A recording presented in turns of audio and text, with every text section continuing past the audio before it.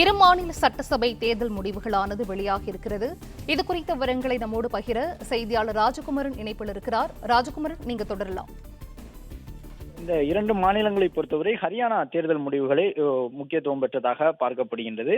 என்றாலும் இந்த இரண்டு மாநிலங்களில் ஹரியானாவை பொறுத்தவரை காங்கிரஸை காட்டிலும் பாஜக முன்னிலை பெற்றிருக்கக்கூடிய சூழ்நிலையில் வாக்கின் பதிவு வித்தியாசம் பெரிய அளவில் இல்லை என்று கூறுகின்றார்கள். அதாவது கிட்டத்தட்ட காங்கிரஸை பொறுத்தவரை 40% அளவிற்கு வாக்குகளை பெற்றிருக்கின்றார்கள்.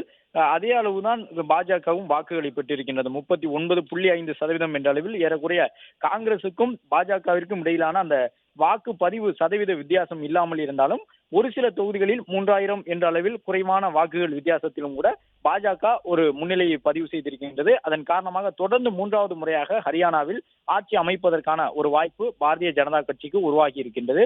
பாஜகவை பொறுத்தவரை ஒட்டுமொத்தமாக அங்கு இருக்கக்கூடிய 90 சட்டமன்ற தொகுதிகளில் ஏறக்குறைய 49 தொகுதிகளில் முன்னிலை பெற்றிருக்கின்றார்கள். காங்கிரஸை பொறுத்தவரை 35 இடங்களில் மட்டுமே முன்னிலை பெற்றிருக்கின்றார்கள். என்றாலும் இறுதி சுற்று வாக்குகள் எண்ணப்படும் வரை ஹரியானாவில் நொடிக்கு நொடி திருப்பங்கள் நடந்து கொண்டுதான் இருக்கும். அங்கு இருக்கக்கூடிய வாக்கு எண்ணும் மையங்களுக்கு முன்பாக இரண்டு கட்சியின் தொண்டர்களும் குவிந்திருக்கின்றார்கள். இரண்டு கட்சியினரும் தங்களுடைய கொண்டாட்டங்களை மேற்கொள்வதற்கு அவர்கள் தயார் நிலையில் இருக்கக்கூடிய சூழ்நிலையில் பாஜகவினர் ஆட்சி அமைப்பதற்கான முழு அளவிலான அந்த பூர்வாங்க பணிகளை தொடங்கி இருப்பதாக ஹரியானாவின் பாஜக தரப்பில் தெரிவித்திருக்கின்றார்கள்.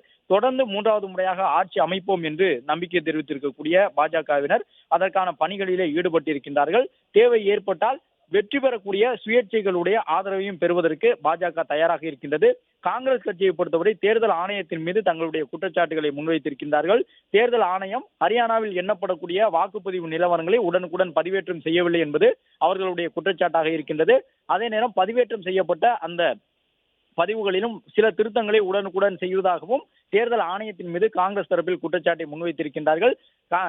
இந்த காஷ்மீர் பகுதியை பொறுத்தவரை தொடர்ச்சியாக காங்கிரஸ் எளிதான முன்னிலையை பதிவு செய்திருக்கின்றது. ஏறக்குறைய 52 சட்டமன்ற தொகுதிகளில் காஷ்மீரில் காங்கிரஸ் தலைமையிலான கூட்டணி முன்னிலை பெற்றிருக்கின்றது. பாஜக தலைமையிலான கூட்டணி 25 இடங்கள் என்பதையும் கடந்து தற்பொழுது 28 இடங்களில் ஜம்மு காஷ்மீர் பகுதியில் முன்னிலை பெற்றிருக்கின்றார்கள். அதே நேரம் மற்ற கட்சிகள் 7 இடங்களில் மட்டுமே முன்னிலை பெற்றிருக்கின்றார்கள். மெஹ்பூபா முஃப்தியினுடைய கட்சி உள்ளிட்ட சில செல்வாக்கு பெற்ற மாநில கட்சிகள், அங்கு இருக்கக்கூடிய மக்கள் ஜனநாயக கட்சி உள்ளிட்டவை எல்லாம் தனித்து தேர்தலை சந்தித்திருந்த சூழ்நிலையில் அவர்களுக்கு பெரிய அளவில் வாக்குகள் செல்லவில்லை. பாஜக அல்லது காங்கிரஸ் என்ற நிலைப்பாட்டில் தான் காஷ்மீர் மக்கள் வாக்களித்துள்ளனர்.